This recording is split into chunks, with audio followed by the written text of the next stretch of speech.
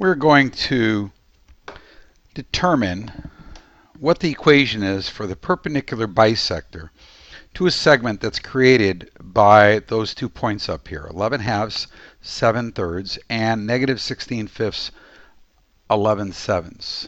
Okay, let's make that 11 sevenths. Okay, first thing we're going to have to do here is, one, find the midpoint. Find the midpoint. Once we find the midpoint, then we're going to, second from the midpoint, is determine the slope of this segment. And we're going to determine slope, and then from that information we're going to then find the what's called the negative reciprocal slope. The negative reciprocal slope. Now the negative reciprocal slope is because we know that a line and its perpendicular line, the product of the slopes equals -1. So that's where we learned that if the product, not the product, but if the one slope was 5 thirds, the other slope is -5/3. If one slope is 1/2, the other slope is -2. So that's the idea. So once we determine the slope, we can find the negative reciprocal slope. And then the third thing we're going to do is we're going to use the point slope equation. And what we could do to do the check is we could use our calculator. We could put the first equation in with the slope and put the second equation in that we determined. And then we could square our window up in a calculator, and then we could actually see if it looks right. Okay, so we're not going to worry about graphing this right now. We're just going to go ahead and work the algebra. Let's find the midpoint first. Remember, the midpoint is x sub 1 plus x sub 2 over 2 is the x-coordinate of the midpoint, and y sub 1 plus y sub 2 over 2 for the y-coordinate. I've selected fractional points so we could get some practice with our fractions. So let's attack the first one. So we're going to do 11 halves plus a -16/5 all over 2. And so what we want to do there is work the common denominator of the numerator, which is going to be 10. So we'll have 55. Okay, so we'll put this over 10. And the first one will multiply by 5/5. So we're going to get 55. And then the second one we're going to add then a -16/5 times 2 over 2, which will give us a -32. So if we continue that, we notice that we have a denominator in the numerator, so that'll combine with the 2 down in the denominator. So we'll have a fraction over 20, and then we'll have 55 minus 32. And I'm just going to do this far on the right, 55 minus 32, and that's going to be 323, and that'll be 23 over 20. So that's the x-coordinate of the midpoint. The next thing I'm going to do the y-coordinate. So I'm going to do y1, which is 7 thirds, plus 11 sevenths, and we're going to put that over 2. So the common denominator of the numerator is going to be 21. So 7 times 7 is 49, and 3 times 11 is 33, and then that gives us over 42 is our denominator, and we add up 49 and 33, and we get 82 over 42. We can reduce that a bit, and we get 41 over 21. And there's no more factors that, let's see, say 17 times 3 is 51. Okay, so 41, that doesn't have anything. 13 times 3 is 39. Okay, so now we have the midpoint. So the point that we're dealing with, this information now is used to write our midpoint as the point 2320, 41 over 21. Okay, so that's the midpoint. Now let's go ahead and get slope. So to do slope, we're going to do m is equal to, we'll do y2, which is 11 over 7, minus y1, which is 7 over 3.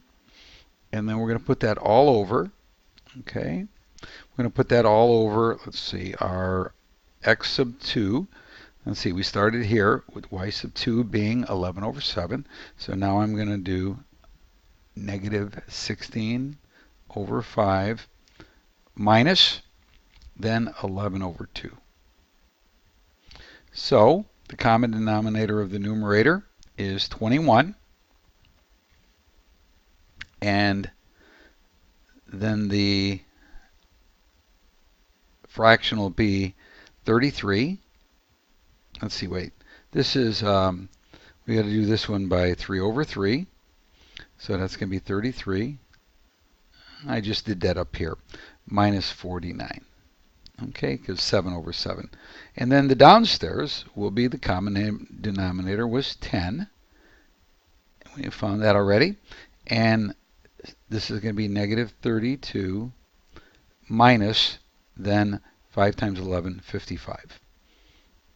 We're using basically similar numbers, but we got to make sure we do it correct. So let's complete the top now. And we've got 53 minus 49. And that is, let's see if we did this right. Did we do this right upstairs here? Okay, yes we did. Okay, that's going to be 55 minus 49 is 6 over 21. And that bottom would be a negative 87 over 10. Now we notice already that 6 over 21 can be reduced. We can factor out a 3 there, so that's the same as 2 over 7. So now we're going to go ahead and write 2 sevenths times 10 over negative 87. And I don't believe there's any factors that can be reduced. So then our slope is going to be 20, and it's a negative 20. And 7 times 87, 7 times 7 is 49. 4 plus 56, 4 plus 56 is 60. So negative 20 over 609. It's a weird slope, but let's just see if the calculator goes okay. So now what we've gotten is, since the slope of our line segment is negative 20 over 609, the perpendicular slope, so I'll write it M perpendicular, is going to be positive 609 over 20. So now we're ready to do it. We're ready to go ahead and write our equation. So our equation for our perpendicular line, so y perpendicular, I'll just make a little subscript like that, is equal to the slope, which is 609 over 20, and x minus, and we got to grab our midpoint now. We have to grab our x coordinate of our midpoint is 23 over 20, 23 over 20, and then plus 41 over 21. What I'm going to do now is I'm going to pause. I'm going to go ahead and put these equations in a calculator, and we'll see what they look like. Okay, I've gone ahead and put these into the calculator. Okay, you'll notice the equations there. You see the slope, and I used point slope form to input them into the calculator. And so there's the first equation, and there's the second equation. Okay, so we have both those equations in the calculator now, and I've put it on Zoom Square. So if we look at the graph, we can see that, yes, it appears that we do have two perpendicular lines showing, so therefore I think our work is correct. And that's how you would do the problem. And what we gained here, not just to do the mechanics of figuring out how to find this perpendicular bisector, but we went through some fraction practice at the same time. So I hope this was helpful.